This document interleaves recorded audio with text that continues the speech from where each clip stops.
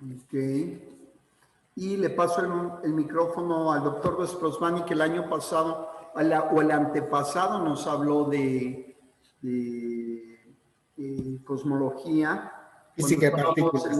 en el salón Moisés Gitlin. Ya por fin está de nuevo con nosotros. Jaime, muchas gracias y bienvenido. Somos todos tuyos, es todo tuyo el micrófono para que nos eches algo de luz con la teoría de la relatividad. Buenas tardes a todos.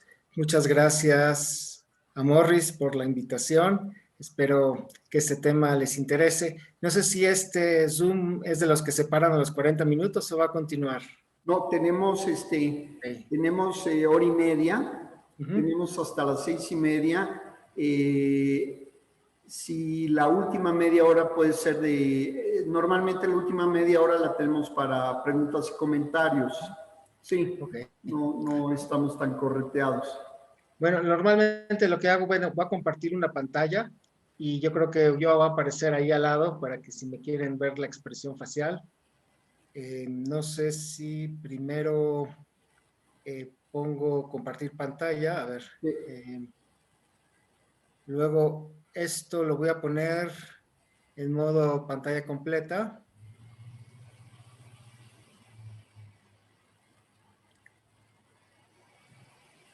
Y así se ve bien. Ahí me ven y ven mi presentación. Exacto. Bueno, pues comenzamos. Yo Perfecto. siempre he tenido mucho interés en estos temas de cosmología. Tiene que ver con preguntas como el origen del universo, cómo funciona el universo. Recuerdo desde joven que me interesaba ver los astros, hasta tenía yo un telescopio. Bueno, esta tarde voy a hablar sobre todo alrededor de la relatividad de Einstein y consecuencias observacionales que son vigentes hasta el día de hoy, eh, particularmente pues este famoso problema de la constante cosmológica que tiene que ver con la aceleración del universo y pues recientemente se habrán enterado de consecuencias observacionales de sus teorías. Voy a hablar de dos, de la detección de ondas gravitacionales, pero esas ondas detectaron en realidad colisiones de hoyos negros y también últimamente que se pudo ver, se pudieron ver los hoyos negros.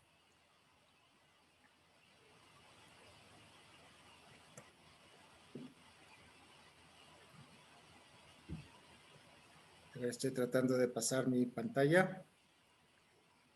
Un momentito. Ahí está. Bueno, entonces, antes pues voy a presentar el contenido de la plática. Voy a introducir el tema recordándoles la física de Newton y un logro muy grande que es la invención de la gravedad. Luego, cómo esta visión de Newton fue modificada por Einstein. Y ya después vamos a entrar directo a lo que nos dice la cosmología. Primero, viendo el descubrimiento de Hubble en 1929, que es la de la expansión del universo, cómo se hizo vía observar la distancia contra la velocidad. Y bueno, voy a mencionar también otros datos observacionales que nos permiten tener una imagen del universo, como es la radiación de fondo, el estudio de la formación de estructura, eh, nucleosíntesis, cómo se generaron los núcleos que tenemos hoy, los que tienen pocos números de protones y neutrones, y luego un descubrimiento todavía más sorprendente, esto se dio en 1998, y es que el universo no solo se expande, sino también se acelera. Entonces, hay una constante que Einstein inventó, pero por otras razones, que se llama la constante cosmológica y tiene que ver con la explicación de este efecto. Entonces, vamos a ir a uno de los modelos, hay muchos, de la aceleración del universo. Y finalmente, pues otra consecuencia más de la teoría de Einstein, los hoyos negros, su detección vía ondas gravitacionales y luego la observación de su presencia simplemente viéndolos. Entonces, el gran logro de Newton es la unificación. Antes que él no se entendía que lo que ocurría en el cosmos era comparable con lo que ocurría en la Tierra. Y eso se representa aquí. La caída de una manzana va a ser consecuencia del mismo efecto que el movimiento de la Luna. Esto pues parecería ser extraño. Sin embargo, pues esto se explica bien con su teoría de las fuerzas y su teoría de la gravitación. No voy a mostrar muchas fórmulas en esta plática, pero de todas maneras, aunque no entiendan lo que estoy diciendo a través de las fórmulas, pues sí, eh, la idea es lo que se puede derivar de ahí. Entonces, ¿cómo supo Newton que este movimiento de la manzana y de la luna estaban conectados? Bueno, él igualó la fuerza que ejerce la Tierra sobre el objeto, y entonces esto está representado aquí con la masa del objeto. Aquí puede ser la manzana o la luna, y eso es igual a la ley de la gravitación universal. Aquí está su constante, aquí está la masa de la Tierra, y eso depende del inverso de la distancia del centro de la Tierra al objeto. Entonces, pues se puede derivar qué tan rápido va a cambiar la velocidad, cómo se va a acelerar ese objeto, simplemente despejando de acá. Entonces hay unas cosas que son comunes a estas dos fórmulas. Esta sería la aceleración de la manzana, esta sería la aceleración de la luna, y en lo que difieren es que pues tienen que meter aquí una distancia distinta. Aquí ponen el radio de la Tierra y aquí ponen la distancia de la luna al centro de la Tierra. Pero esta constante que aquí está dentro, que es la masa de la Tierra, pues es común a ambos términos.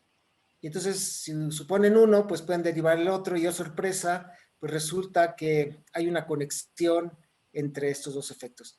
Ahora, podría parecerles raro decir que la luna se está acelerando. Sin embargo, pues la aceleración tiene que ver con cambio de velocidad, y este movimiento circular o cerca de circular que siente la luna, bueno, pues representa algo en donde se va modificando constantemente la dirección del movimiento de la luna, y eso en sí mismo pues representa una aceleración.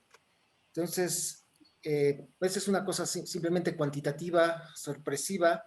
¿Qué fuerza hace la Tierra sobre una manzana para traerla hacia el centro de la Tierra? ¿Qué fuerza hace sobre la Luna? Entonces, pues son órdenes de magnitud, 2 por 10 a la 20 newtons, 20 ceros, y aquí pues menos 4 ceros, es decir, 24 órdenes de magnitud distintos, y sin embargo, pues hay una conexión entre estos dos efectos.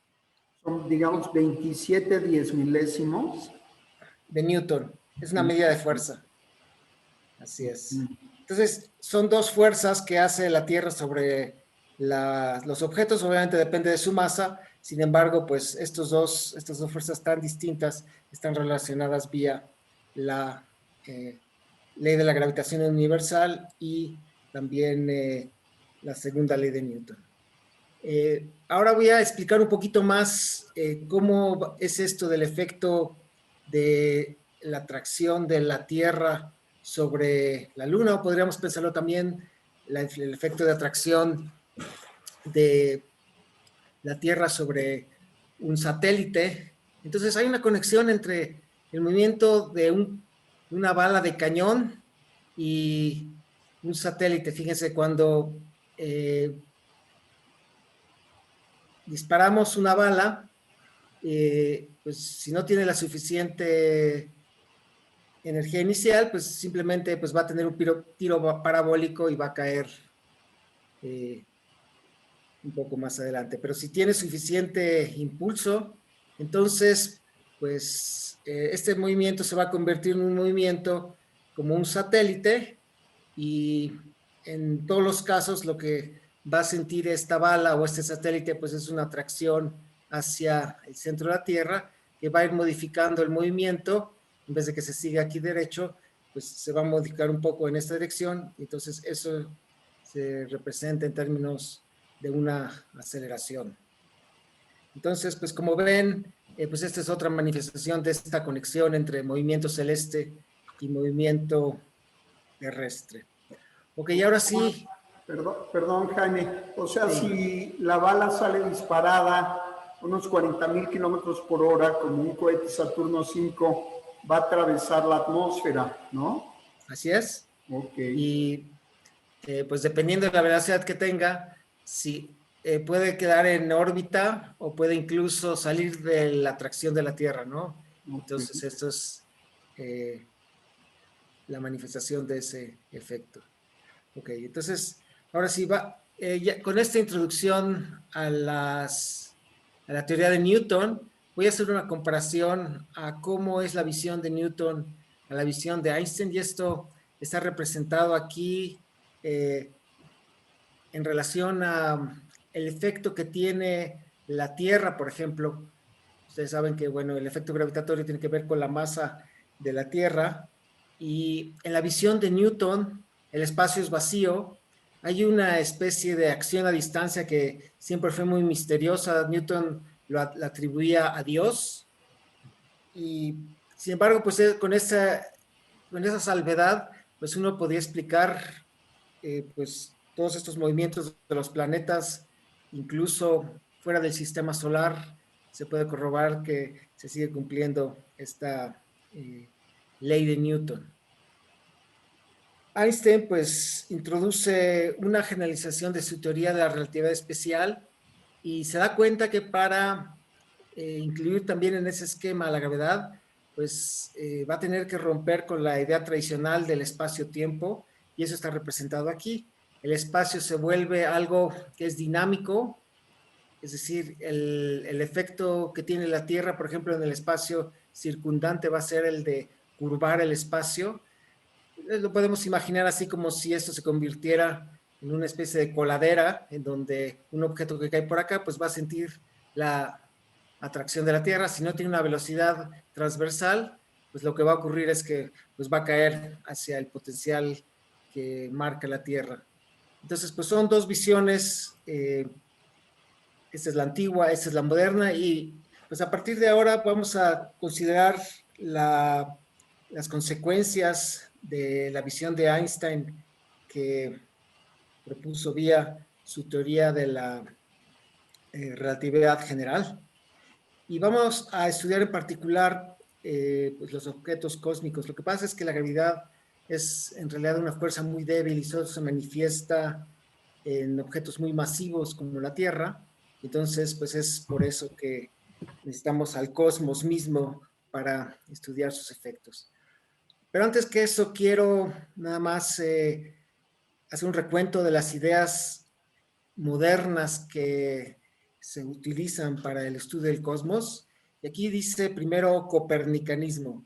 Es esta idea que, pues a nivel de la época de Copérnico, es una idea que dice que nosotros no vivimos en un lugar especial en el universo. Y eso se traducía entonces en pensar que pues no era la Tierra el centro de visión para entender los movimientos de los planetas no giraban alrededor de la Tierra y el Sol, y pues él revive una idea griega en que el esquema es que pues el Sol cumple el papel del astro central, y la Tierra pues se vuelve uno más de los elementos que están girando alrededor del Sol.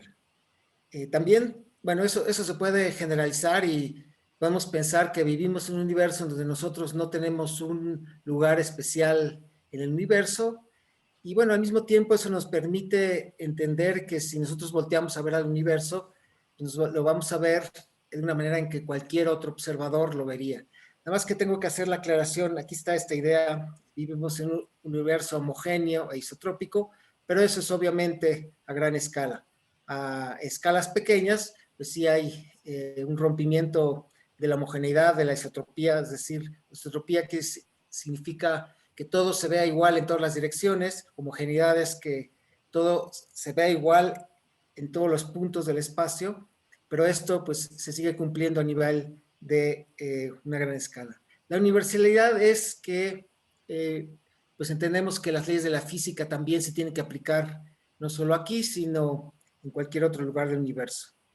Entonces, pues aquí reflejo lo que mencioné anteriormente. ¿Qué dice la relatividad general? El espacio es dinámico y depende del contenido de masa y energía, pues ya sea del cuerpo que estamos considerando, pero incluso también, ¿por qué no pensamos que el universo en sí, pues es un objeto que consta de masa y energía y por lo tanto, pues va a influir en la manera en que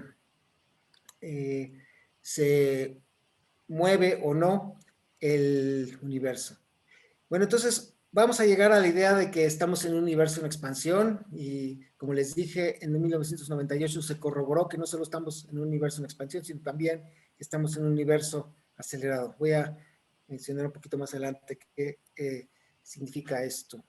Pero pues el hecho de que tengamos este esquema, pues tiene que ver algo con la idea original de Einstein de la constante cosmológica. Lo que pasa es que cuando Einstein propuso su teoría de la gravitación, que es la relatividad general, se pensaba que nuestro universo era estático. Fue hasta 1928 que pues Hubble, vía las observaciones, descubrió que pues, los cuerpos se alejaban de nosotros y se alejaban, pues, curiosamente, con una ley, entre más lejanos estaban, más rápidamente se alejaban de nosotros. Es esa relación que se llama hoy la ley de Hubble entre velocidad y distancia que Hubble descubrió, aunque pues él solamente podía medir, digamos, objetos muy cercanos a él, pero volviendo a esta idea de Einstein, él se dio cuenta de que su teoría de la relatividad general pues era inestable y algo necesitaba hacer para detener el movimiento del universo porque él creía que el universo era estático. Vamos a hablar un poquito más adelante a estas ideas acerca del universo, pero por ahora sí me voy a dedicar más a lo que tiene que ver con medir.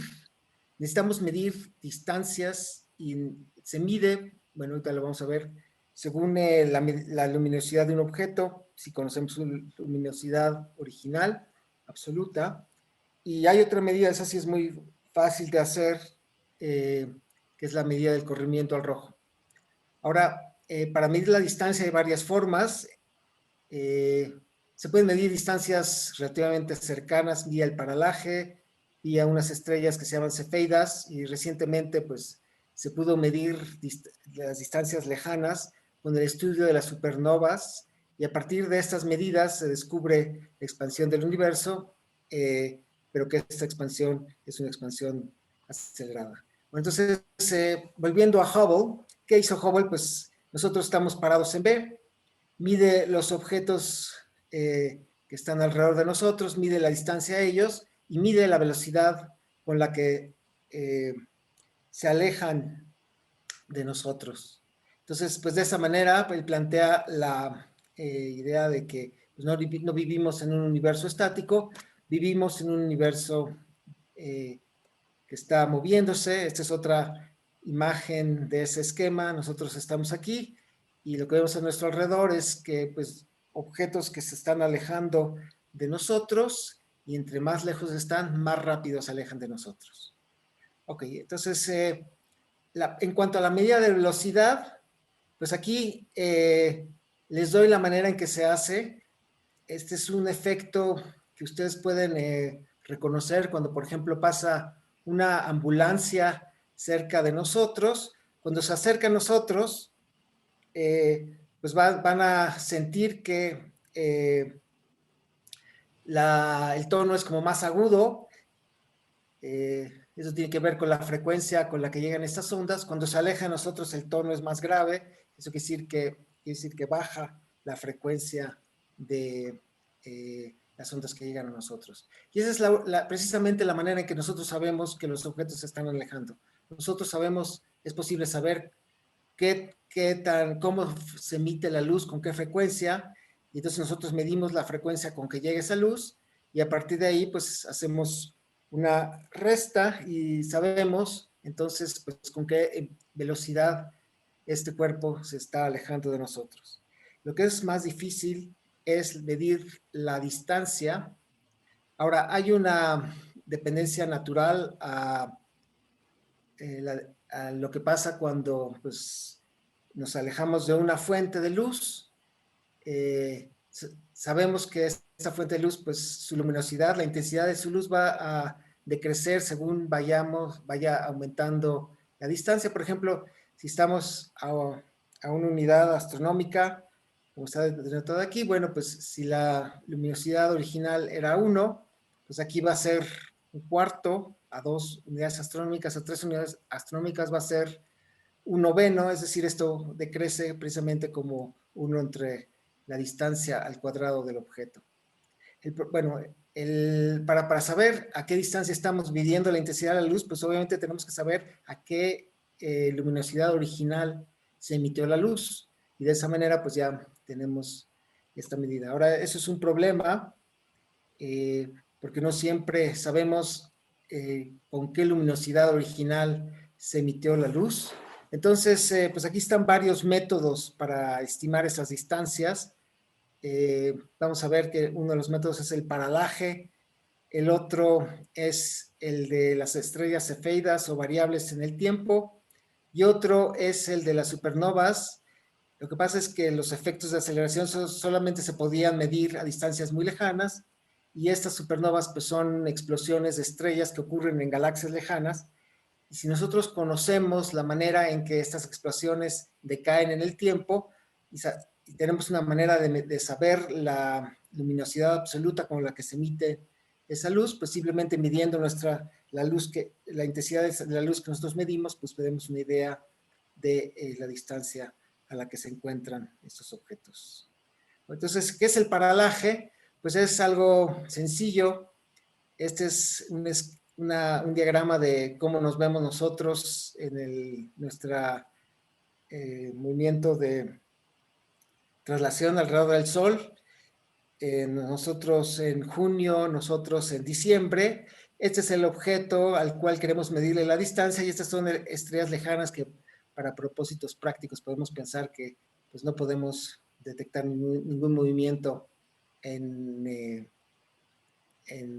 su posición. Entonces, por ejemplo, digamos que queremos medir esta estrella y nosotros la vemos en diciembre aquí, y en junio pues no se ve tan claro, pero pues hay un pequeño movimiento de esta estrella que queremos medir, y por simple trigonometría, si nosotros conocemos la distancia que tenemos entre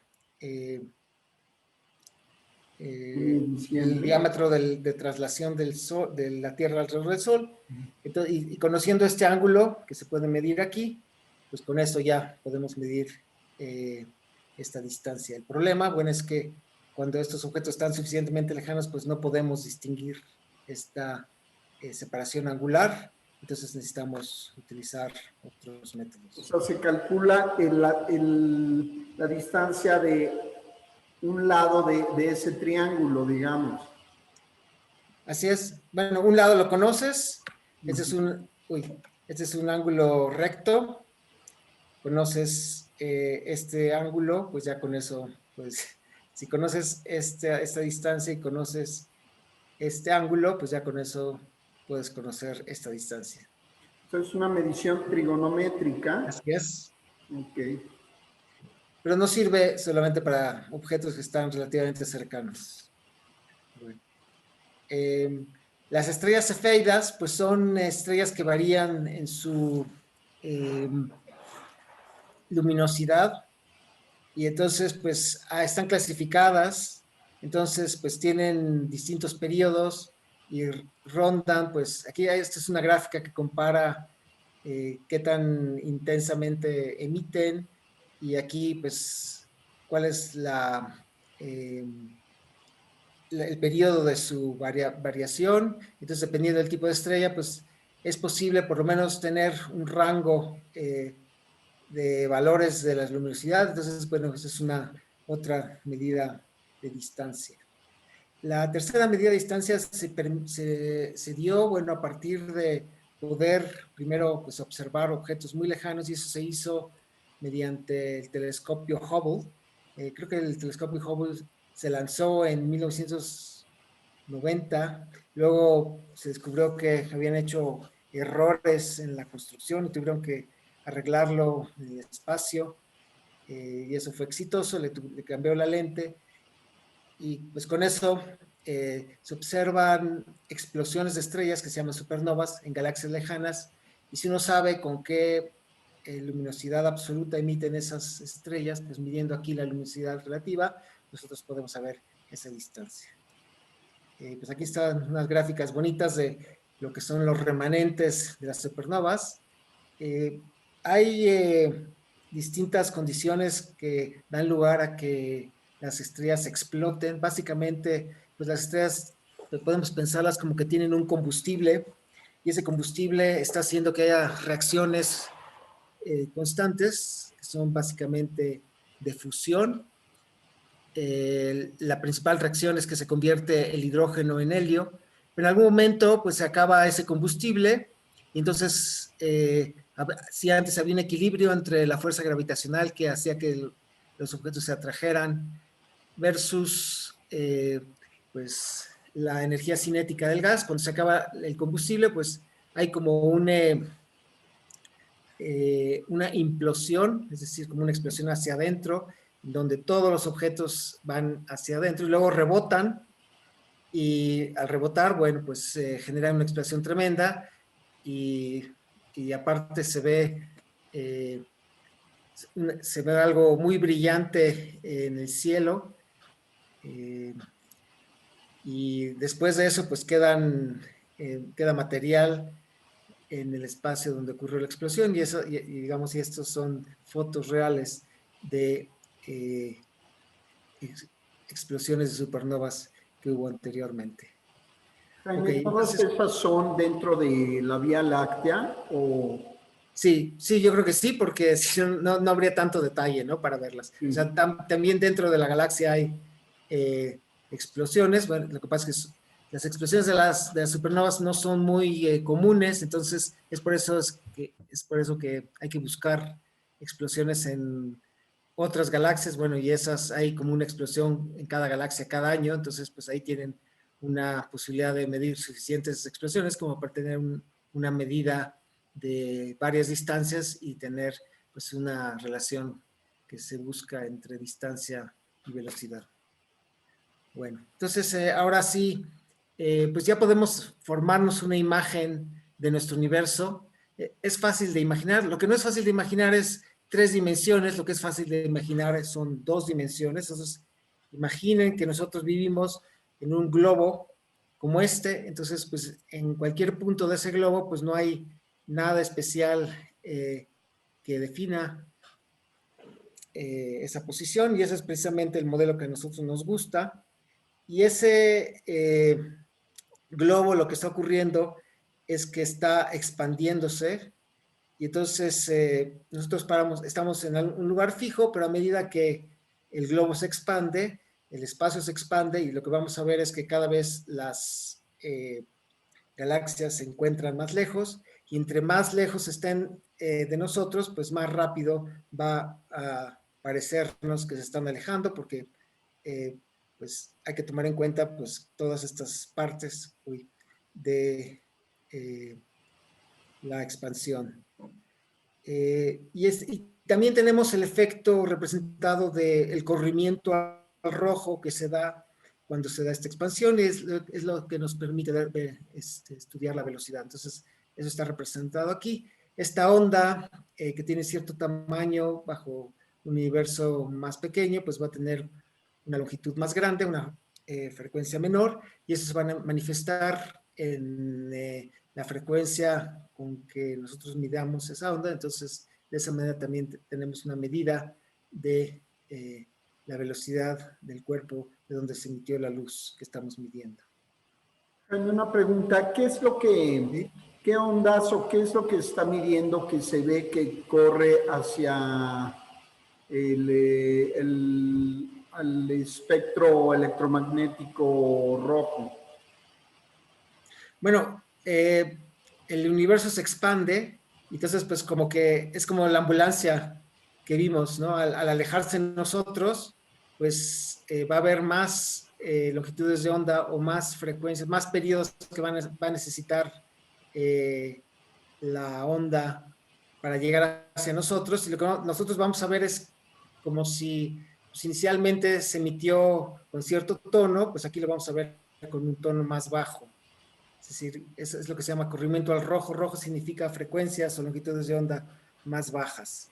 Entonces, bueno, pues la onda que nosotros medimos es una manifestación del efecto de la expansión del universo, pero hay maneras de saber vía los espectros atómicos a qué frecuencia se emitió originalmente esa luz, y de esa manera pues tenemos una medida de cuánto se corrió, y al saber cuánto se corrió pues también podemos saber cuánta fue la velocidad a la que se emitió esa luz.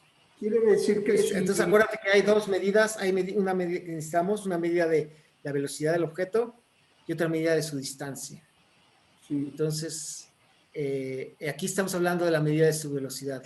La frecuencia o el cambio en la frecuencia que se llama corrimiento al rojo es lo que nos da la medida de la velocidad. Ok. ¿Okay? Ahora, pues ya que consideramos modelos del universo, pues hay varios que podemos considerar, todos ellos movimientos en expansión. Existe la posibilidad que el universo se expanda, pero luego se contraiga, si hay suficiente materia como para que esta tenga el efecto de atraer a todo el regreso. Hay universos que se quedan pues moviéndose a velocidad constante, y hay universos que pues tienen la posibilidad de acelerarse. Ahora, la materia no va a jugar un papel de acelerar el universo, sino va a jugar un papel de frenar el universo. La atracción entre los objetos pues hace que se detenga esa expansión. Entonces, bueno, esto ya es un poco más gráfico, pero lo que esta cosa es una gráfica de el corrimiento al rojo con la distancia. Entonces, pues los modelos que les acabo de mencionar realmente no se manifiestan sino hasta distancias muy grandes o corrimientos al rojos muy grandes.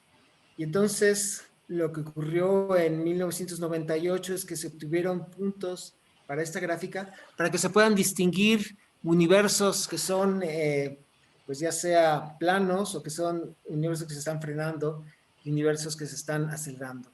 Y eh, digamos que el hecho de que el universo no solo se expande, sino también se acelera, pues es un hecho observacional eminentemente, aunque ya desde antes había algunas razones teóricas para que se tuviera este tipo de universo. Bueno, hay otro resultado extraño. Lo que pasa es que para tener nosotros un universo en aceleración, un universo en donde esta expansión se incrementa, pues se necesita inventar un nuevo tipo de materia que se llama, en realidad pues no se le llama materia, se le llama energía oscura, y para dar ese tipo de valores de aceleración, pues se requiere que esa energía oscura constituya el 70% de los componentes del cosmos. Si ustedes se preguntan, bueno, ¿dónde está de lo que nosotros estamos hechos? Es esto en naranja. Hay también un componente de radiación que es muy pequeño, 0.005%, y hay también, curiosamente, otro tipo de materia que se le llama oscura, porque nosotros no la vemos, pero sí vemos sus efectos. Esta materia oscura se detectó primero vía los movimientos de los objetos en las galaxias cercanas. Se parecía como si hubiera un efecto extra gravitacional, o la otra solución sería pues que hay que inventar un nuevo tipo de materia que no podemos ver, pero que sí hace sentir sus efectos. Y bueno, y aquí vemos una aplicación de la universalidad de la ley de la gravitación, porque pues estamos suponiendo que está actuando allí, y, eh, y eso se conecta con el hecho de que haya también un tipo de materia que nosotros no vemos. Ahora, esto pues no es el único resultado, hay otros cinco, eh, 5 observaciones en el cosmos que nos confirman que hay esta componente. Bueno, entonces, toda esta solución, por cierto, se da en el marco de la relatividad general de Einstein. Es como la solución más conservadora que se puede dar. Y pues está relacionada, ahora sí voy a mencionar un poquito, con la constante cosmológica que Einstein inventó.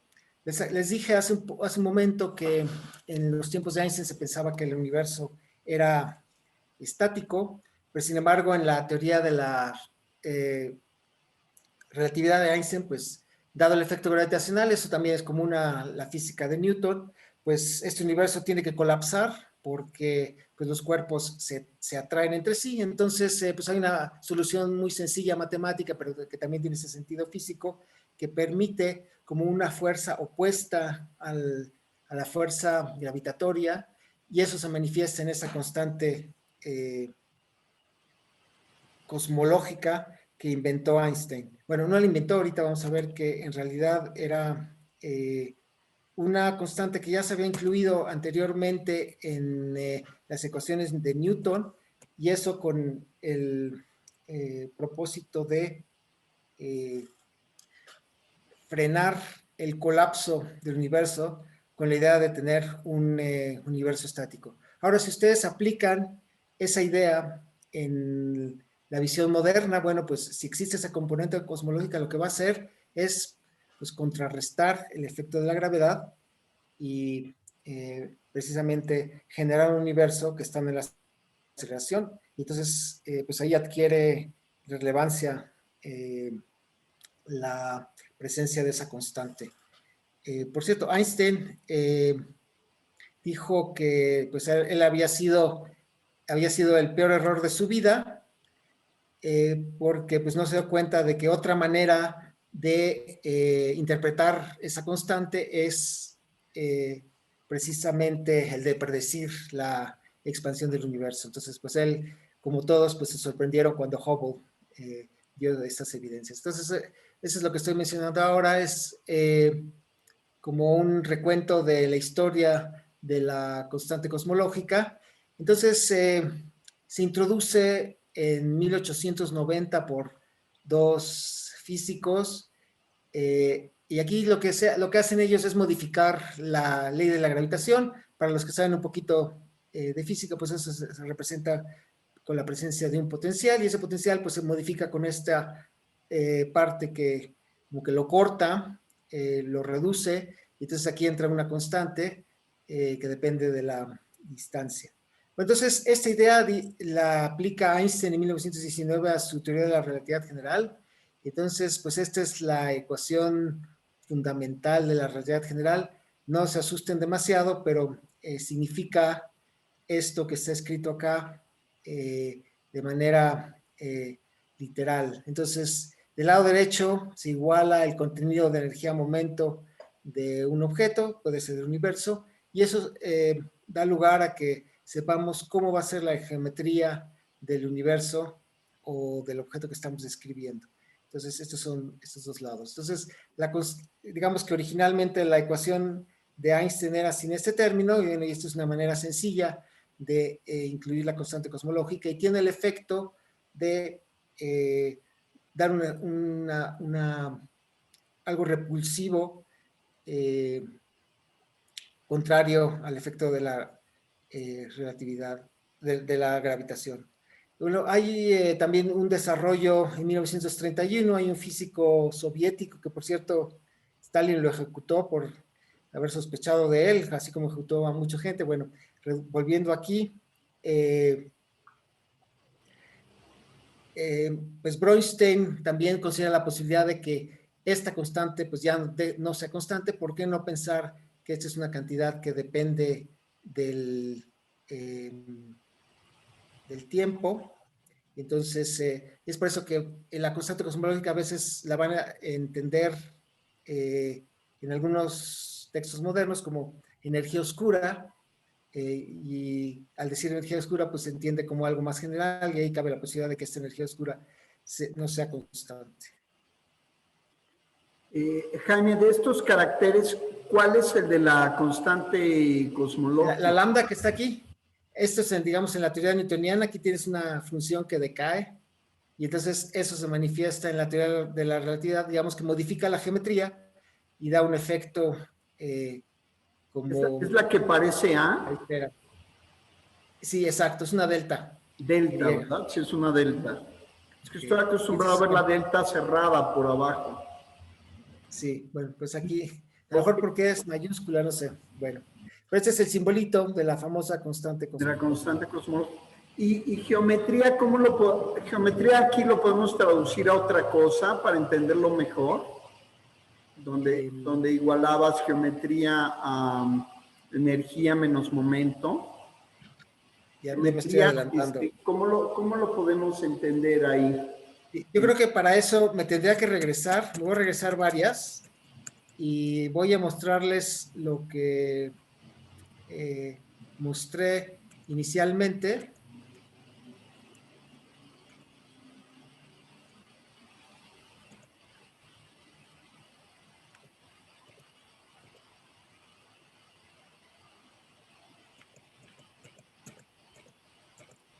Esto. Piensa como si nuestro espacio fuera realmente de 2 dimensiones, y entonces podemos usar nuestra tercera dimensión, aquí esta coordenada hacia arriba, como una manera de pensar las distancias que se dan entre los puntos del espacio, y pues estas distancias van a ir modificándose. Entonces, pues modificar la geometría significa crear estructuras como esta. Lo que pasa es que no es fácil entender geometrías desde el punto de vista de 3 dimensiones, pero es fácil entenderlas desde el punto de vista de 2. Lo mismo cuando yo les mostré el modelo del universo. Si viviéramos en un universo bidimensional, entonces pues la geometría sería la de una esfera, y esa esfera pues se encuentra en un estado de crecimiento, esto, y entonces pues en ese sentido pues tenemos algo geométrico, algo asociado a la descripción de cuerpos, y que tiene una dinámica. En este modelo del universo en expansión, pues la dinámica es que ese espacio pues está cambiando cuando tenemos 2 puntos aquí. Pues lo que significa esto cuando pasa el tiempo es que pues la distancia entre estos dos objetos va a cambiar a lo largo del tiempo. Bueno, y este tiempo es la edad del universo, la evolución del universo. Digamos que es una medida de la repulsión, la constante cosmológica. Así es. Okay. Es una medida de qué tan fuerte es la repulsión, exacto. Entonces, pues tiene un valor que se ajusta para dar precisamente la aceleración que uno necesita, que uno mide observacionalmente, y también eso se manifiesta en que uno tiene que, hay una variable, bueno, qué tanto porcentaje de lo que forma el universo está constituido por ese tipo de energía, y bueno, y resulta esto de las observaciones, pues que es un 70%. Nada más para recordarles que hay que asociar a las interacciones pues un efecto de repulsión o de atracción. Pues aquí lo que se puede dar, por ejemplo, entre objetos con cargas iguales o distintas. Y cuando uno se pregunta cuál es el origen de la constante cosmológica, hay una idea que dio un físico que se llama Seldovich, y aquí está representado, y es el hecho de que cuando uno considera los campos cuánticos, las partículas a nivel más elemental, entonces surgen un tipo de soluciones que se llaman las soluciones del vacío, que se usa la palabra vacío porque tiene que ver con el mínimo de energía, pero realmente no hay nada vacío ahí.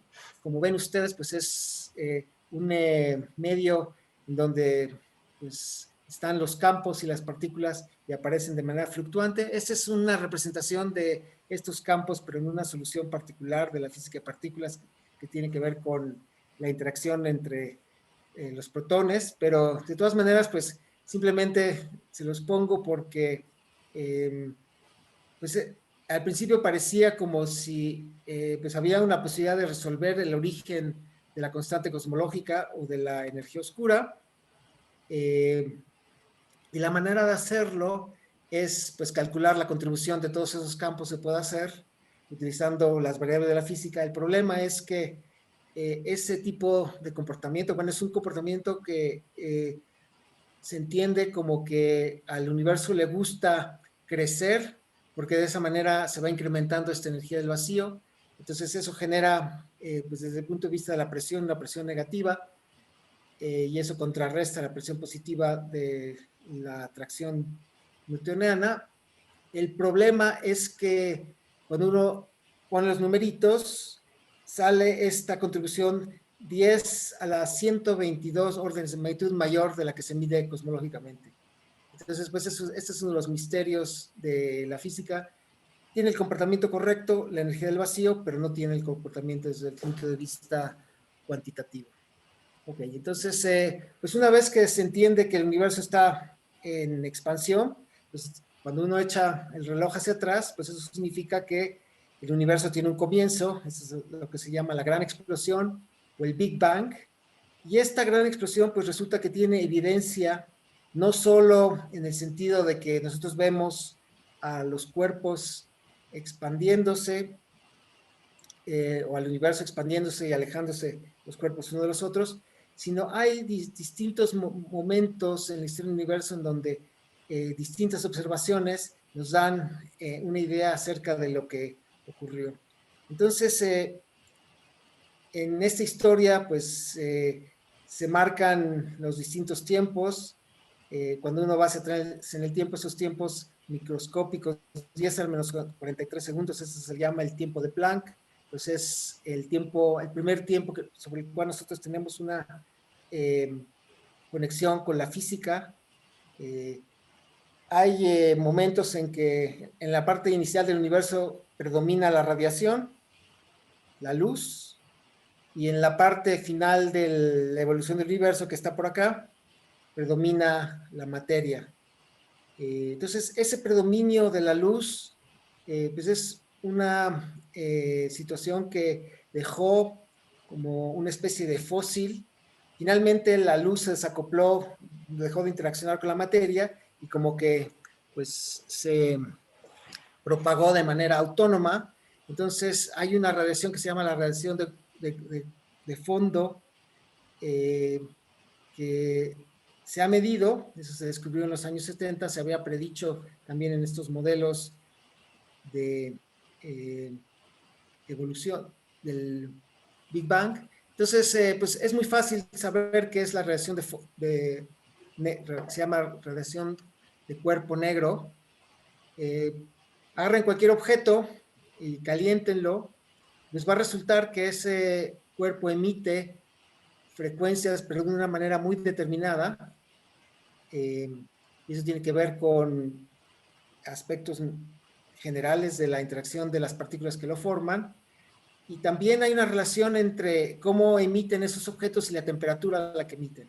Y eso está representado aquí. Si la temperatura es tantos grados Kelvin, pues las frecuencias aparecen así. Se ve un arco iris porque pues un arco iris es realmente un conjunto de fotones o de luz que está a distintas frecuencias. Si la temperatura es mayor, pues entonces el espectro, o sea, los componentes son así, etcétera. Entonces, bueno, hoy la radiación que se descubrió del universo, pues no tiene esas temperaturas, tiene una temperatura muy fría, cerca del 0 grados, o sea, del orden de menos 271 grados Kelvin. Sin embargo, bueno, pues esa es una de las evidencias del Big Bang. Jaime, la anterior digamos que la anterior tenías como la creación del universo, es Sí, correcto. era una representación de, digamos, de los distintos momentos de la evolución del universo. Podemos leer ahí qué se fue creando a qué momento, no, creo que no son Claro, mira, todos, ¿no? esto está dado en términos de dos medidas, en términos de tiempos Sí. y en términos de temperaturas asociadas a los objetos. Ah, y las O sea, temperaturas. Ah, esas son no las temperaturas. están como, están correlacionados. Sí. Puedes tomar cualquiera de los dos. Es a Entonces, partir bueno, del Big hoy se Bang, entiende, ¿no? ¿cómo? Ujú. Hoy se entiende, por ejemplo, que la edad del universo es de 15.000 millones de años. Ok, y ahí, ahí lo que tenemos son, lo que tenemos después de 15.000 millones de años son galaxias, ¿no? Bueno, sí, digamos que es una imagen así como si nosotros pudiéramos dar un flashazo de todos los momentos. Eso es imposible, pero nosotros, eso no evita que nosotros podamos imaginar, que Ajá. podamos visualizar qué está pasando en el universo a los distintos tiempos. Entonces, Digamos, y antes de eso dice, al millón de años, ¿qué es lo que qué es lo que tenemos que se creó al millón de años? aquí, por ejemplo, es más bien, Mil millones, perdón, 1.000 millones de años, ¿no? sí, bueno, aquí, por ejemplo, empieza la formación de estructura. Aquí, por ejemplo, ocurre el desacople de la luz con la Los materia. 300 millones de años, 300 no, mil, los 300 mil 300.000 años, años, ¿no? millones. Aquí son, sí, Estados realmente son Unidos 100 a los millones, 300 300 mil mil años. años, ¿no? Sí. Aquí, por ejemplo, los 3 minutos se da algo de lo que voy a hablar, lo que se llama nucleosíntesis. Los elementos más ligeros, el helio, el, A los 3 minutos, el, sí, del Big sí, Bang, el, qué es lo que se formó? el helio, el deuterio, el litio, se formaron aquí. Digamos, Eh, o sea, no todos los elementos, sino solo algunos. los ligeros. Los pesados se entiende que se formaron después por explosiones como las supernovas. O sea, 300.000 años más, No, a eso los ya trescientos a mil partir años. de que se crean estructuras, se empiezan a crear pues galaxias, supercúmulos, cúmulos, galaxias, estrellas, pues Sí. empiezan las estrellas a interaccionar, explotar, convertirse hasta en agujeros negros, de todo. Pero eso es mucho más tarde en la evolución del universo. Y a los 10 a la menos, no alcanzo a leer cuántos segundos. 10 a la menos 43 segundos. Ah, sí, eso al principio es la radiación. Sí, bueno, como es un universo caliente, Ujú. entonces todo se comporta como radiación, porque todo se mueve casi a la velocidad de la luz, entonces es como un gas caliente. Y luego hay un periodo que se tuvo que inventar que se llama periodo de inflación, que está por acá, en donde hay una expansión repentina, aparentemente pues con una influencia parecida a la de la constante cosmológica, una aceleración exponencial, Sí. porque esa es la única manera en que se puede explicar que distintos pedazos del cielo estén conectados, se parezcan. Tiene que haber una conexión causal atrás en el tiempo, de otra manera pues parecería que una coincidencia que distintos pedazos del cielo fueran tan parecidos. Y ahí Entonces, la gráfica nos dice que se creó que en esa unidad de tiempo, en aquí, ese periodo. bueno, el universo en sí, ¿no? El universo, bueno, y Porque tener que, no sé digamos, si el universo y alcanzo a su leer que contenido en se crean materia. las partículas. Bueno, a medida que avanza el tiempo, el universo se va enfriando, entonces van ocurriendo procesos, acabo de mencionar el de nucleosíntesis, otro es el de cómo es que en algún momento predomina la materia respecto a la antimateria, porque si hay aparentemente una simetría en la naturaleza que nos dice que pues, no hay una elección específica, bueno, excepto por algunas eh, propiedades que tiene la física de partículas. Entonces, en algún momento tuvo que predominar, por ejemplo, los protones respecto a los antiprotones, los electrones respecto a los electrones. No se sabe suficiente acerca de esto, entonces ahí sí ya es todo más especulativo, pero pues se tienen algunos números que a veces se pueden relacionar aquí. Hay partes, digamos, de la evolución del universo que son especulativas, hay partes que están muy bien estudiadas. Hay una parte, por ejemplo, de una interacción, bueno, de cuando la luz está interaccionando con la materia, se crean como unas especies de oscilaciones y esas oscilaciones se van a manifestar, por ejemplo, en la radiación de fondo, en las fluctuaciones de la temperatura de la radiación de fondo, por ejemplo. Ya es un poco más técnico, pero entonces lo que quiero mostrar en ese esquema es que hay mucha información que no sabemos, pero una parte que sí sabemos acerca, por ejemplo, de la formación de estructura y cuál es la manera en que se conjugan las galaxias en cúmulos, los cúmulos en supercúmulos, se crean vacíos, etcétera, ¿no? Entonces, bueno, voy a hablar un poquito más de eso más adelante, pero esa es una explicación como que se deriva de la idea original de Hubble, o más bien la observación original de Hubble, de que el universo se expande. Si se expande, pues tiene que haber un principio.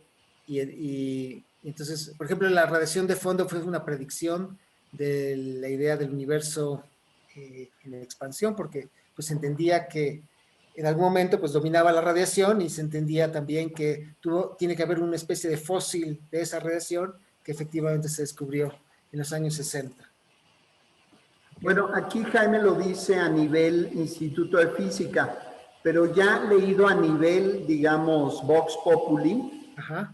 yo no alcanzo a leer las potencias de los tiempos a la Sí. menos cuantos segundos, pero Menos, alcanzo a leer que como en la tercera, la tercera fase se forman los quarks, los antiquarks y los ajá, electrones a los menos sí, no sé cuántos segundos. sí, aquí Y están representados.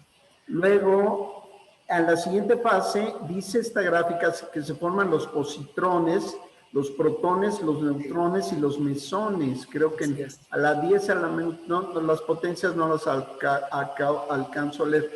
Y luego, en la siguiente fase, que es como la quinta, no sé cuál es, Ujú. dice esta gráfica que se forman ya los elementos hidrógeno, deuterio, helio y Aquí, litio. sí. Eso es de lo que iba a hablar un poquito, de lo que es el proceso de nucleosíntesis. Es nada más lo quería leer porque eso es interesantísimo. Sí. Yo Entonces, no por ejemplo, podía de aquí al sabemos, mismo ¿no?, mucho tiempo. más. Y aquí, pues, se forman los átomos. Y en un momento también hay un desacople entre la luz y la materia. También hay un momento en que deja de dominar la luz o la radiación y comienza a dominar la materia. Ok, Pero perdón, bueno, Jaime. está Esa bien, era mi duda. está bien. Entonces continúo y entonces les decía que esta es una de las observables del cielo. Bueno, se detecta la temperatura de esa radiación remanente fósil y no solo es eso, sino que también, curiosamente, cuando uno mide la temperatura asociada a cada punto del cielo, esta es una representación del cielo, es parecida a la de un mapa mundi. El cielo se puede representar así con este óvalo. Y lo que vemos aquí, pues lo rojo son desviaciones de la temperatura a temperaturas más frías y lo azul, pues son desviaciones de la temperatura a... Eh, no, al revés.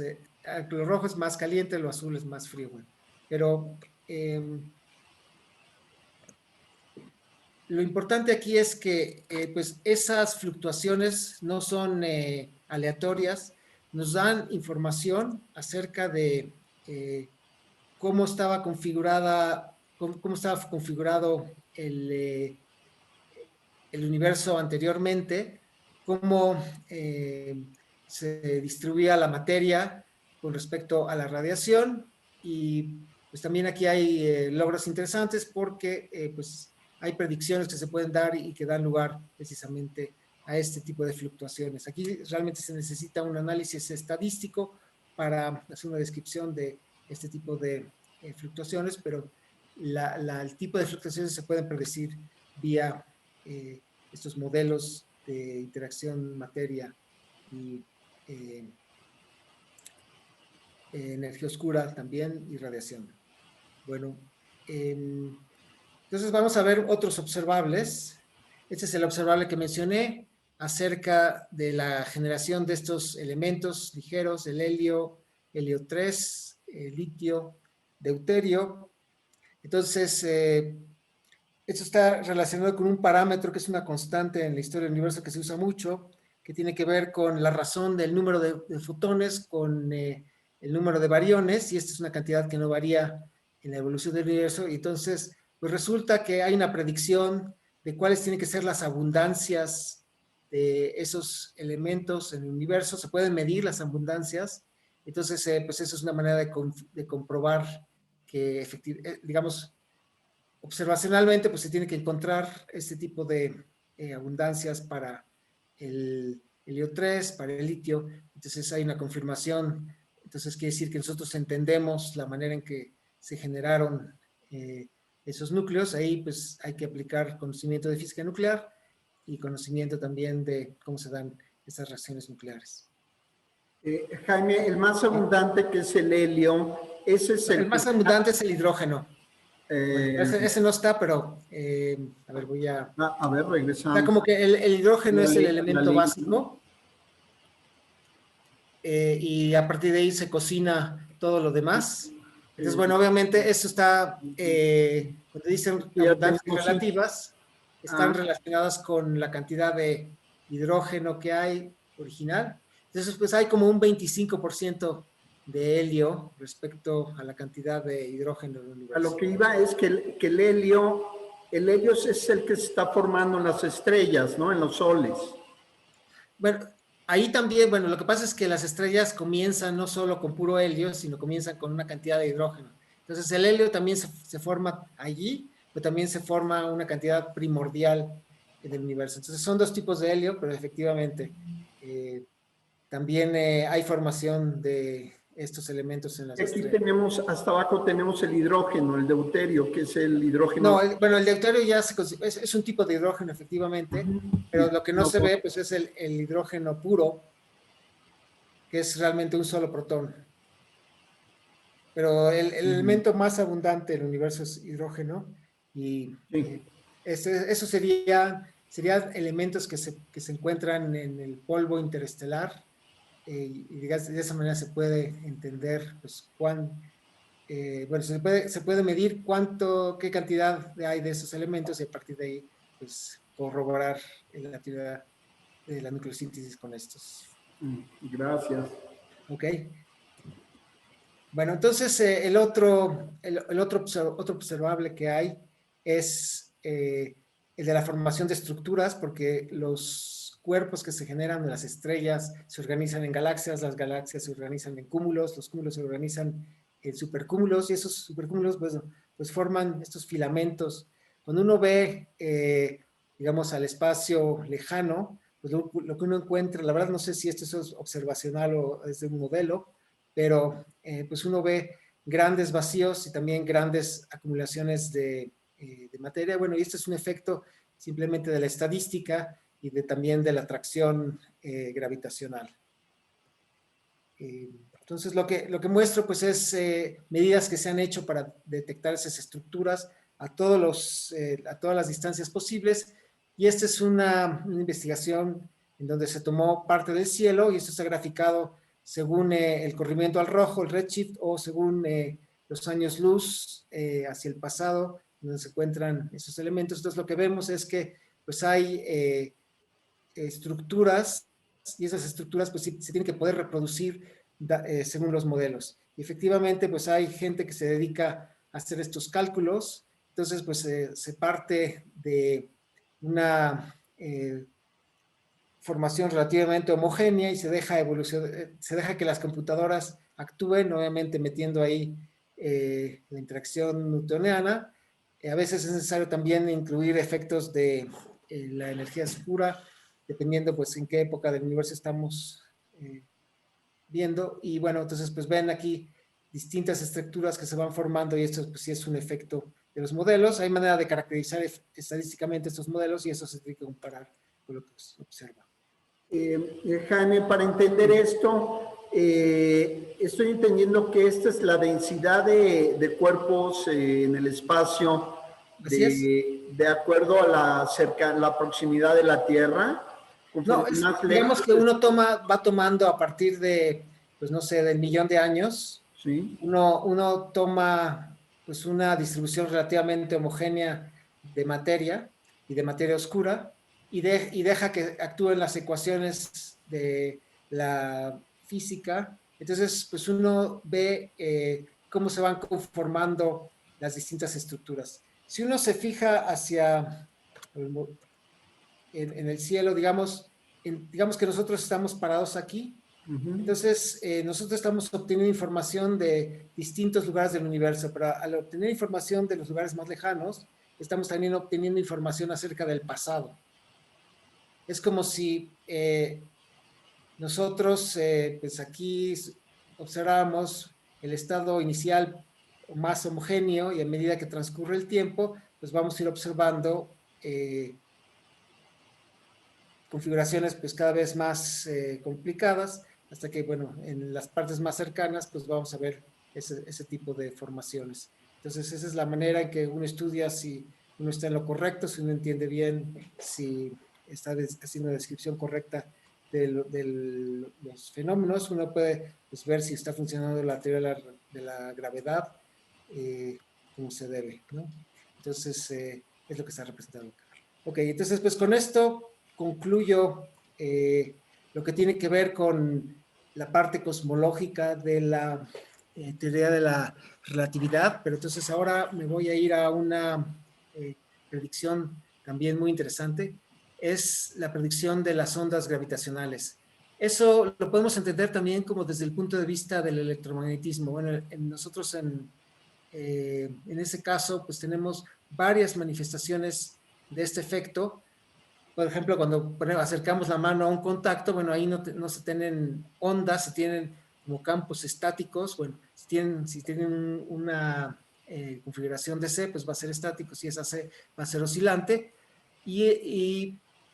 Pues así como la luz es una manifestación de fenómenos electromagnéticos, pues resulta que también la gravedad da lugar a estas configuraciones ondulatorias que viajan en el espacio y lo que realmente se está moviendo ahí pues es el espacio mismo.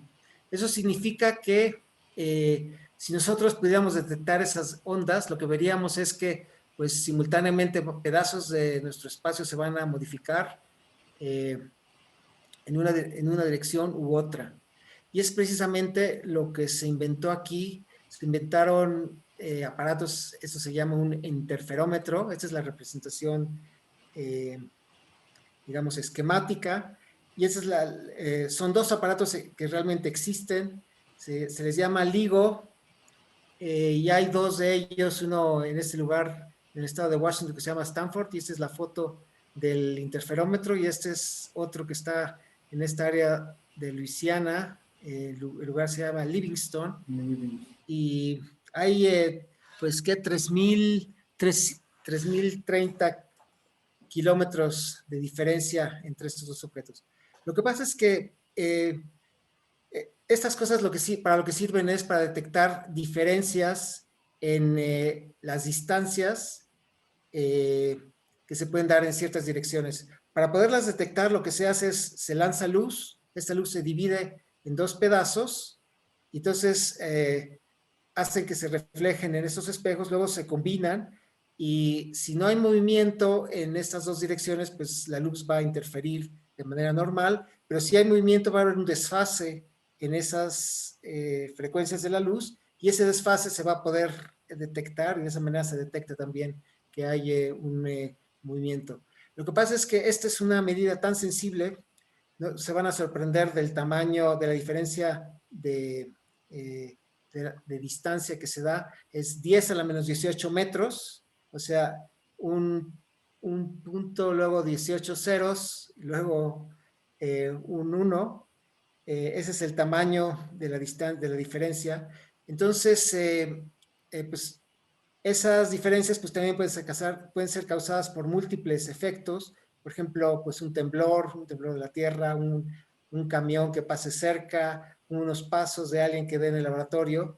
Y entonces, para poder estar seguros de que se puede dar que se puede medir esa diferencia, pues lo que se necesita son dos aparatos que puedan medir de manera independiente esa diferencia, y después se tienen que comparar las dos medidas y de esa manera se descarta lo que se llama ruido, son todos estos efectos que no tienen que ver con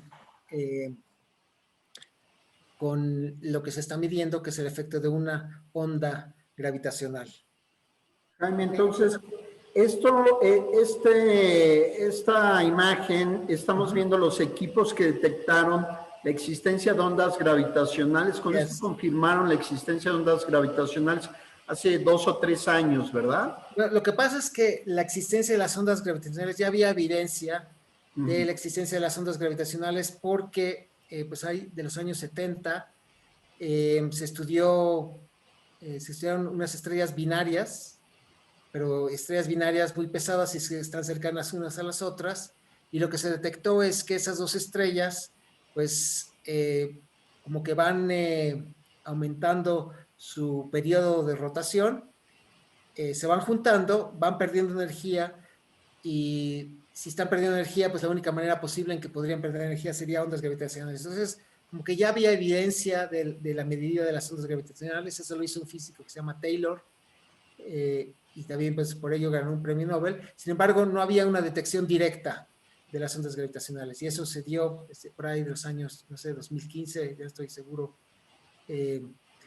Ahora, son muy débiles estas ondas, como les decía, y solamente, y aparte de que pues a medida que se propagan, pues cada vez se reduce más y más su intensidad. Entonces, solamente efectos muy violentos son detectables por ahora, y efectivamente, pues lo que detectaron en la parte de ondas gravitacionales fue el efecto de un colapso de dos hoyos negros. Eso sí es muy sorprendente, porque no solo eso, se tiene también que modelar cómo colapsan esos hoyos negros. Entonces aquí me agarré esta gráfica donde, bueno, traducen el movimiento de las ondas. Fíjense aquí, pues está graficado cómo se ve ese cambio en las distancias a lo largo del tiempo de una emisión.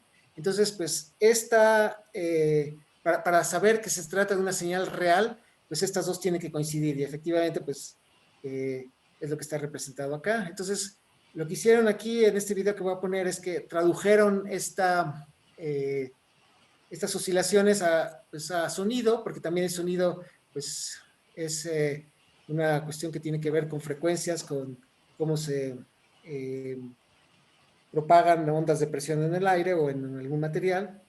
Y si estamos hablando de un efecto que tiene que ver con un agujero negro, pues hay un colapso, y lo que van a escuchar es lo que se llama en inglés un chirp, en español un trino, así como una especie de subida intensa del tono, que es cuando se colapsa el agujero negro. Entonces, y luego hay un ruido de fondo que ustedes están escuchando. Lo ponen varias veces.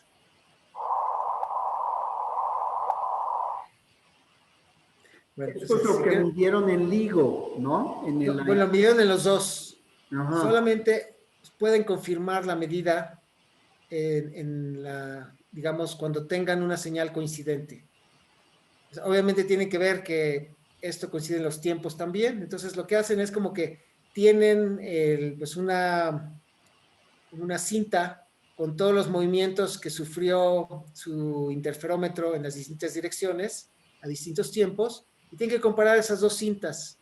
Entonces, cuando ven algo coincidente, pues pues aquí todos los picos tienen que coincidir a grandes rasgos. Bueno, obviamente hay influencias externas, pero tienen que tener una medida de los dos aparatos para estar seguros de que pues tienen una medida física, una alteración que no es nada que tenga que ver con algo local. Entonces, cuando ustedes escucharon RIP, así como un trino, pues es realmente la manifestación de un colapso. Jaime, ¿y una onda gravitacional qué produce en el espacio, en la Pero naturaleza? repito, cambia la distancia. Realmente es una onda, va a cambiar la distancia. Me regreso a donde andaba.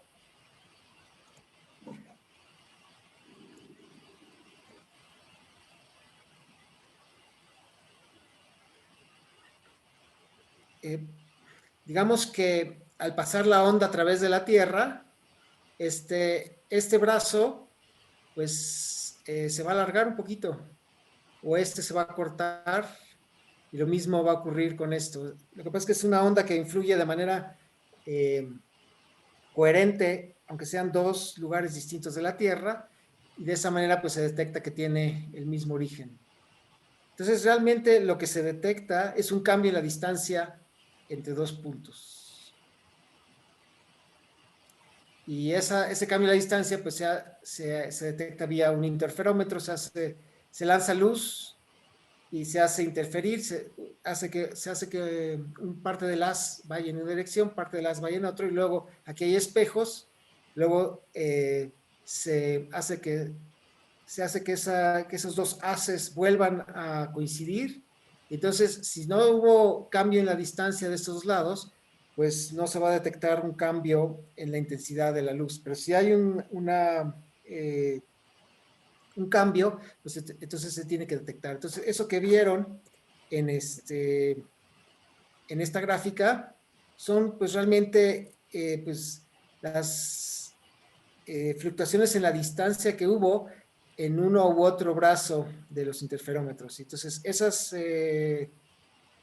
esas distancias pues tienen que coincidir en los dos detectores para estar seguros de que estamos hablando de un efecto astronómico y no de un efecto local.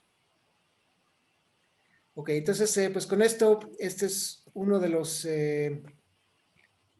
Wow. Este es uno de los efectos de la teoría de la relatividad de Einstein, de las ondas gravitacionales. Y ahora sí ya me voy a la última medida que se da acerca de un hoyo negro.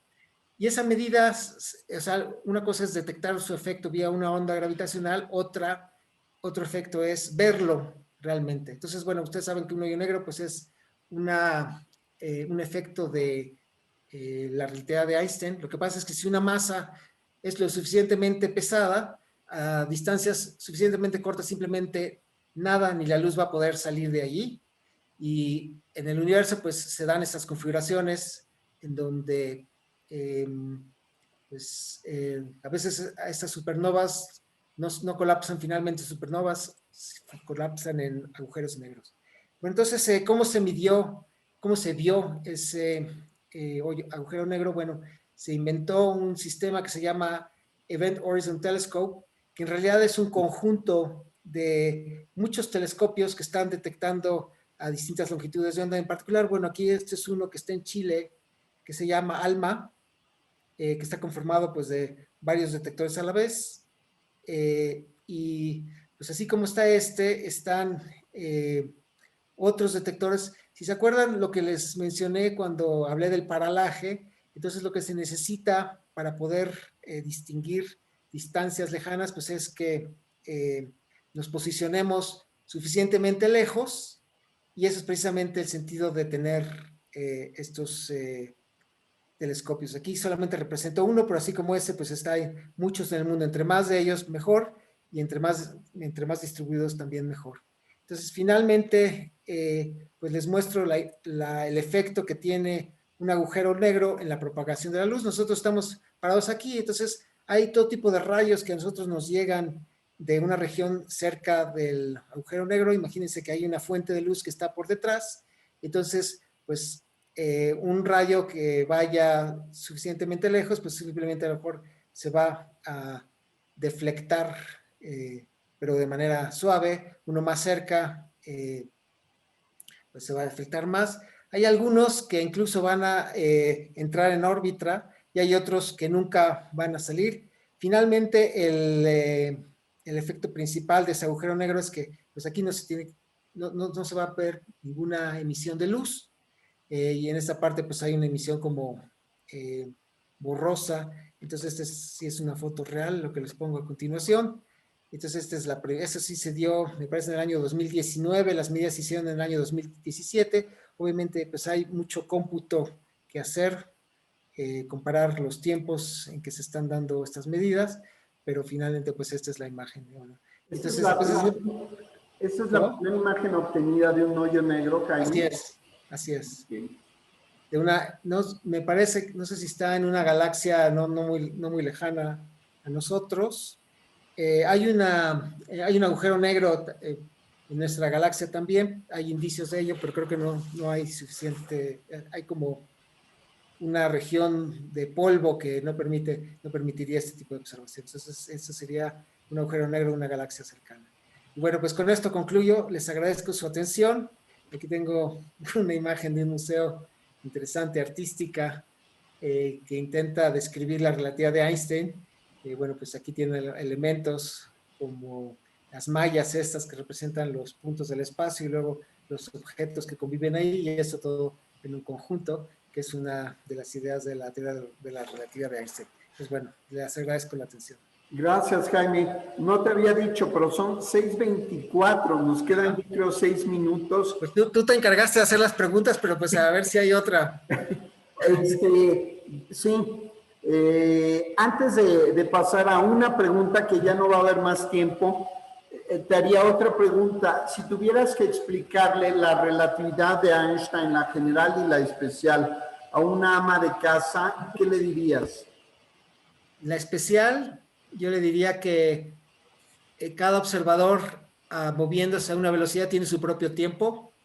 Ese es el punto más importante, que ya no hay un tiempo universal, sino cada quien tiene su propio tiempo, y eso causa efectos pues muy interesantes, como lo del planeta de los simios es real. Si se acuerdan, allí se meten en una nave espacial y viajan en el tiempo, y cuando regresan a la Tierra, pues eso para ellos no transcurrió tanto tiempo como en la Tierra.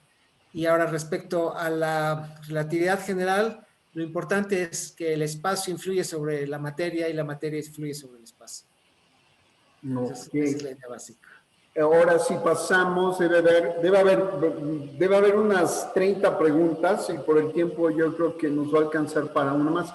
Si quieres, el comité de actividades nos va a dar un poquito más de tiempo. Si quieres, Jaime, deja de compartir la pantalla para que te veamos a pantalla completa. Gracias. Y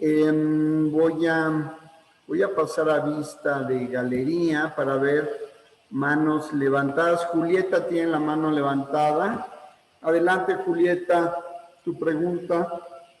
Es que ponga el micrófono. Sí, no sé si ya lo tienes abierto. Hablando de que el mundo se expande. Para mí, expandirse quiere decir que crece, que aumenta de tamaño. Y estás hablando de que llegado a cierto momento de esa expansión, explota. El mundo en el que nosotros vivimos, que forma parte de un sistema planetario y por supuesto forma parte de la galaxia, se está expandiendo, tiene que ver con el cambio de clima y tiene que llegar a un momento en el que el mundo en el que vivimos explote precisamente por esa expansión que está teniendo. Bueno, es que tu pregunta como que hay muchos niveles. Estás hablando de la Tierra, estás hablando del Sol, estás hablando del universo. Si estás hablando del universo, pues... La Tierra, donde vivimos nosotros, ¿cómo nos afecta?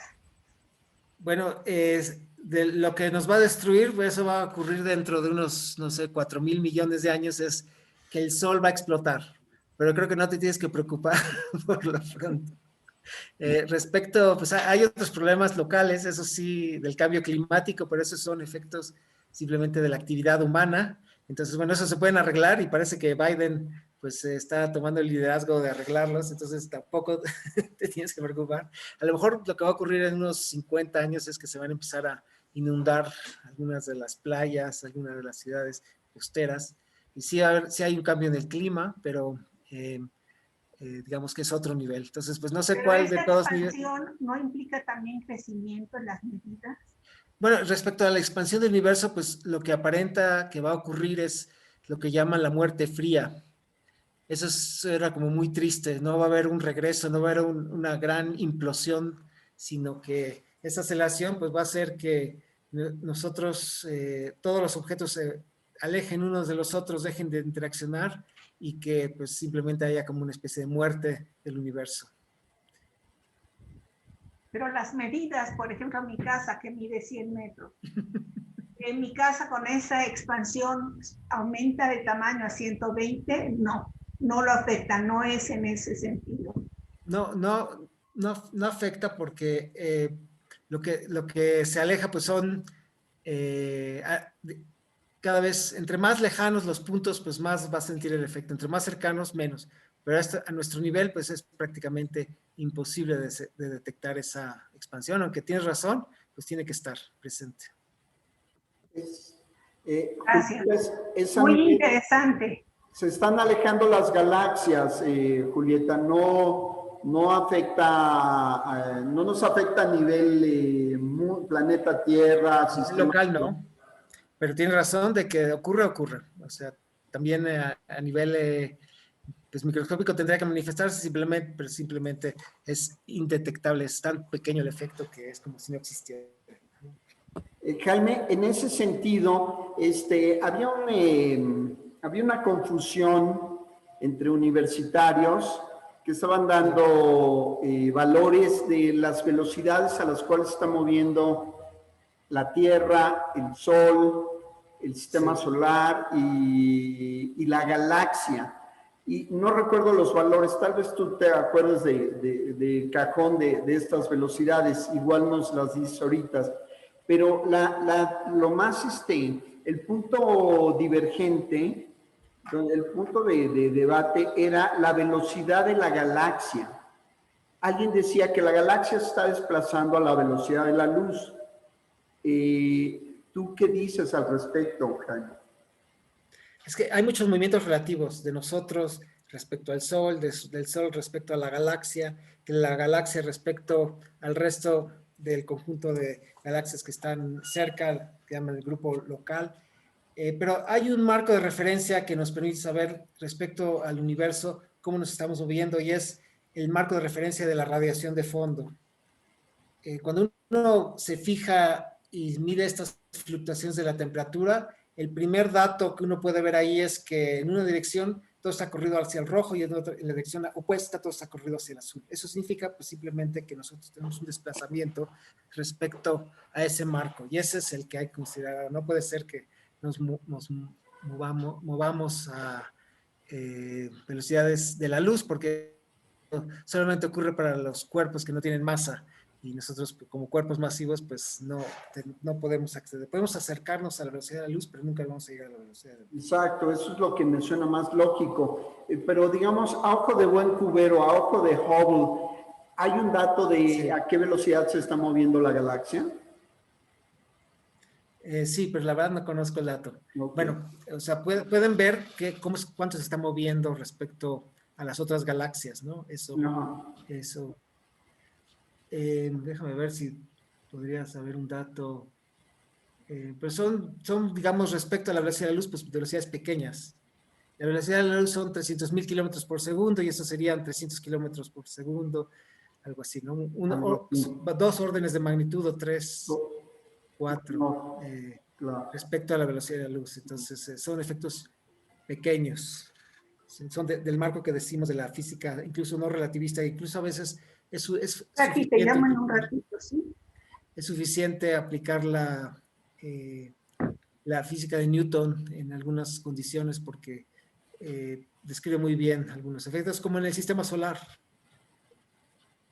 Excepto el movimiento de Mercurio que usó Einstein como para demostrar su teoría. Bueno, como está más cerca del Sol, pues ahí él dijo que iba a haber cambios en el movimiento que se predecía desde Kepler, y efectivamente con su teoría los predijo, que había hecho errores. Bueno. Y ese cambio de velocidad puede también influir en que, por ejemplo, yo en lo personal siento que el día me rinde cada vez menos. No. Y hago lo mismo, pero siento que se han acortado los días. ¿Puede tener algo que ver con lo que estás diciendo? No, yo creo que ya es un efecto biológico, un efecto psicológico de percepción. Digamos, localmente, pues las leyes de la física no han cambiado. Aunque el universo se expanda, las constantes a nivel local, la carga del electrón, lo que se entiende es que esas nunca han cambiado, han sido siempre las mismas. Entonces nuestra física local siempre es igual. Gracias.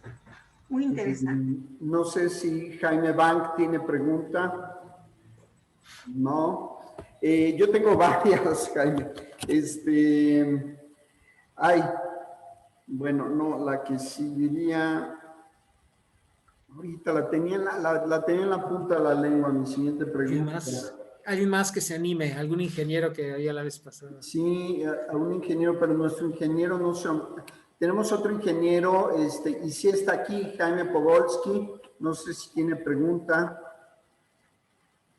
Creo que ya no lo veo.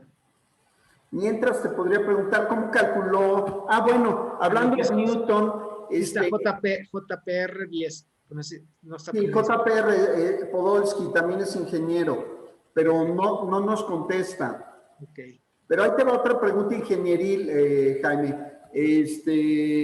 Toda la física que usa la NASA, todas las agencias espaciales para el lanzamiento de cohetes, para misiones lunares, para misiones, para sondas de sistema solar, Pioneer y Galileos o las que existan, las que se hayan lanzado, todas esas son cálculos con física newtoniana.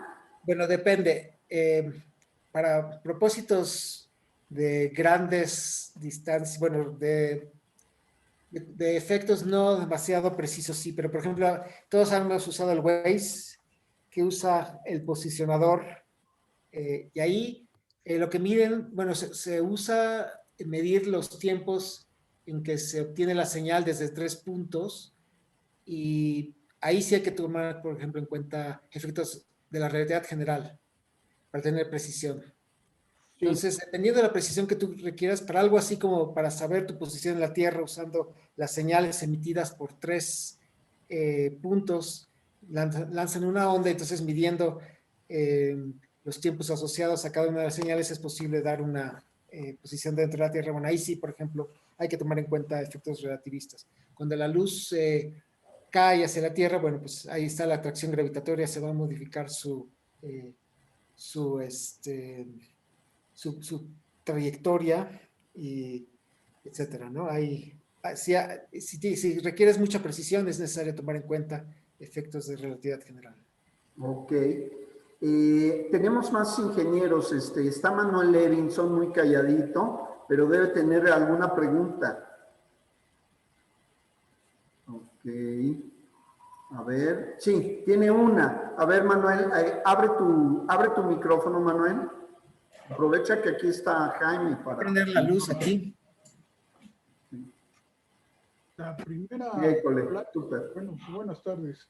No se ofenda, pero la primera clase de física superior que yo tuve en el segundo de profesional en la Escuela Superior de Ingeniería Mecánica y Eléctrica, sí, me tocó un maestro que me puso así: vamos a analizar un punto en el espacio. Entonces todos los muchachos pues queríamos progresar, y yo sí le dije, perdóneme ingeniero, pero ¿de qué nos sirve esto en la vida práctica? Estoy hablando de 1955. Y pues me sacó de su clase y me dijo que nos vemos a título de suficiencia. Pues es lo que hice, lo pagué a título de suficiencia. Es una anécdota. También yo creí por un instante de Einstein, pero no les quiero, ¿puedo quitarles el tiempo un poco más? ¿Morris? Espérame. Sí, 2 minutos nada más, Manuel, por la hora, porque ya estamos pasados de las 6:30. Ándele, Albert Einstein, yo creía que me iban a dar algo de su biografía también.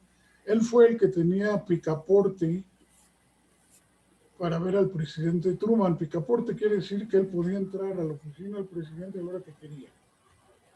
Y trabajó tanto y fue tan sionista que pues cambió la balanza de Truman para hacer lo que sí hubiera el Estado de Israel.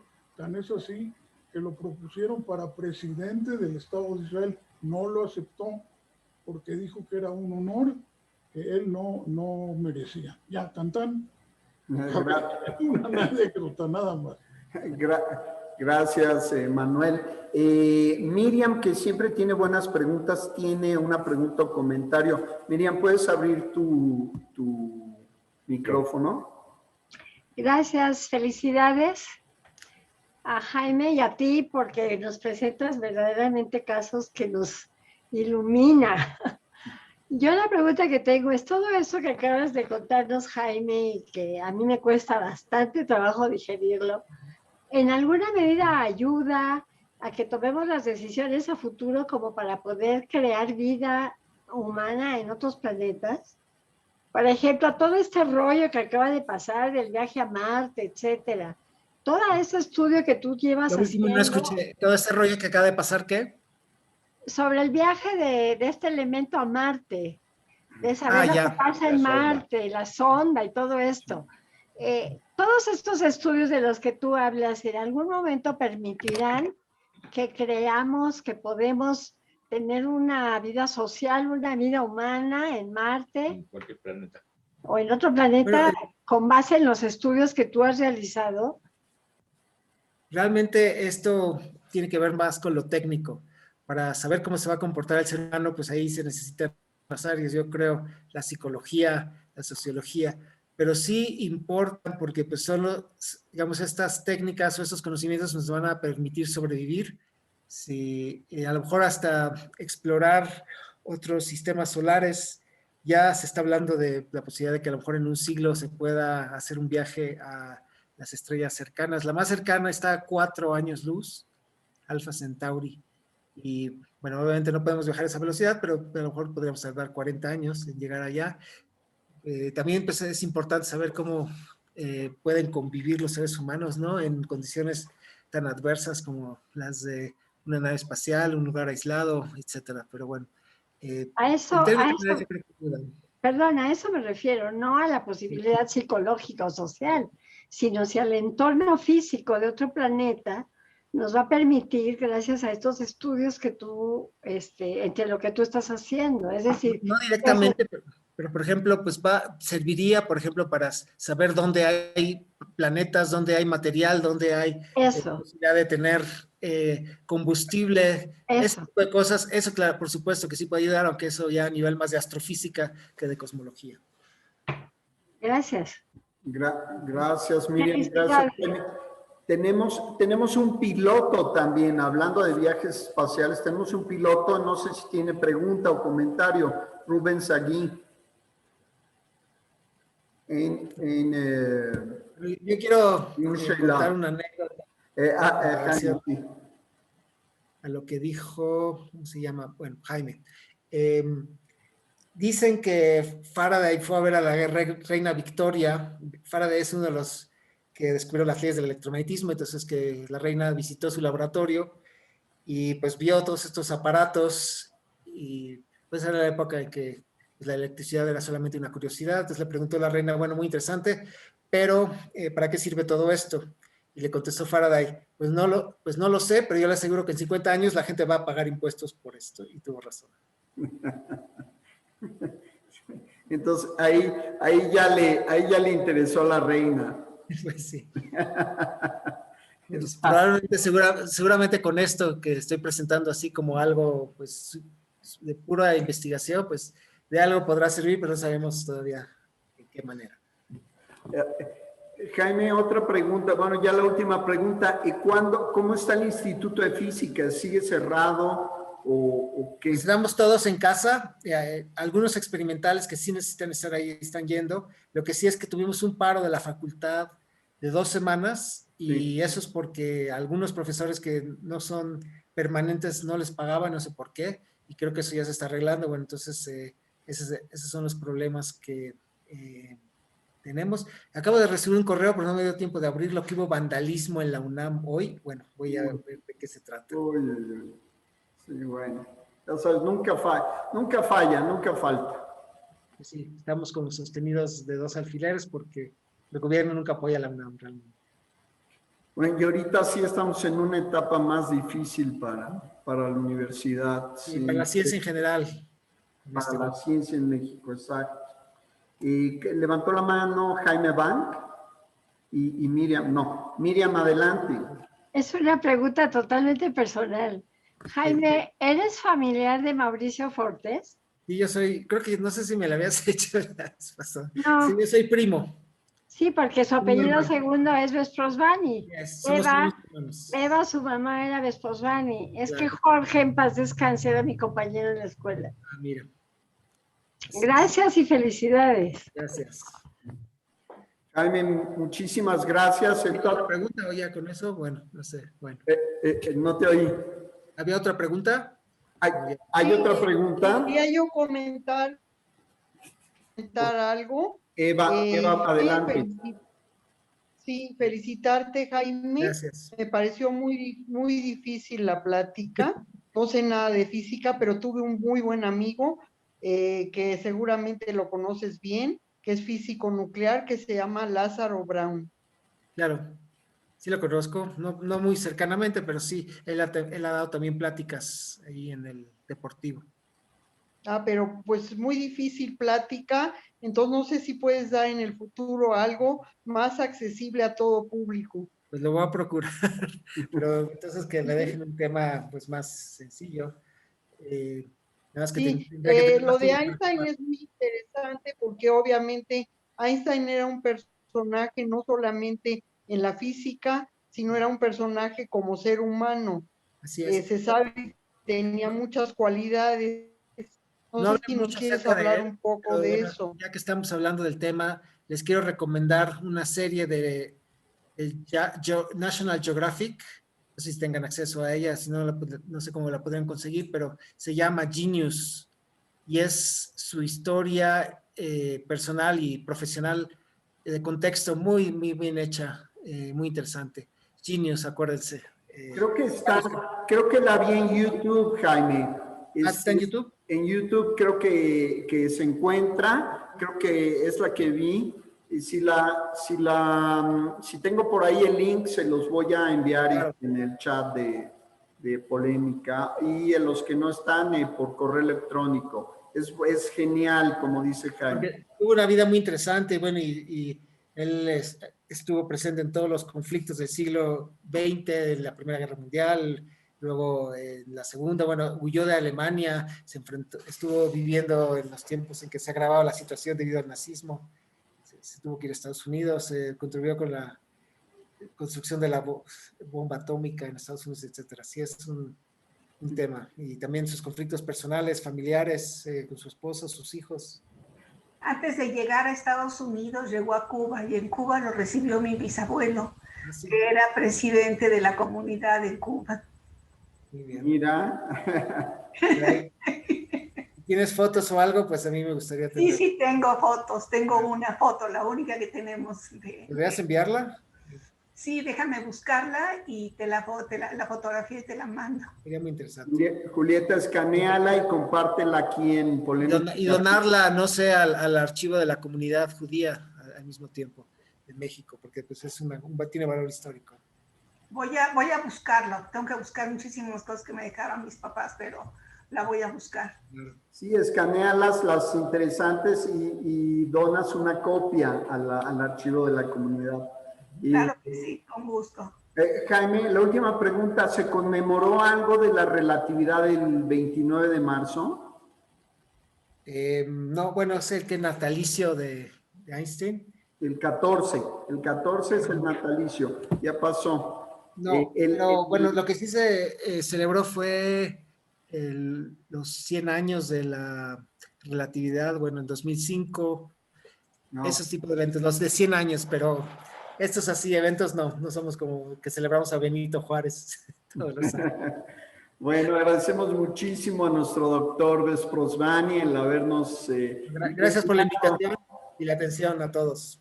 El habernos dado un baño de fotones y de neutrinos y de ondas gravitacionales. Jaime, muchísimas gracias. Ya te queremos ver en el Deportivo con la Mishpoche nadando. Ok, a ver si pronto. Ok, bueno, nos vemos aquí en Polémica y Café. Kumendiker Mittwoch, tenemos a Gina Zabludovsky hablando de, curiosamente, pensadores judíos alemanes del periodo entre guerras. Salve la redundancia ahora con Einstein. Algo tendrá que ver también Einstein, seguramente. Bueno. Bueno, un abrazo a todos. Jaime, muchas gracias.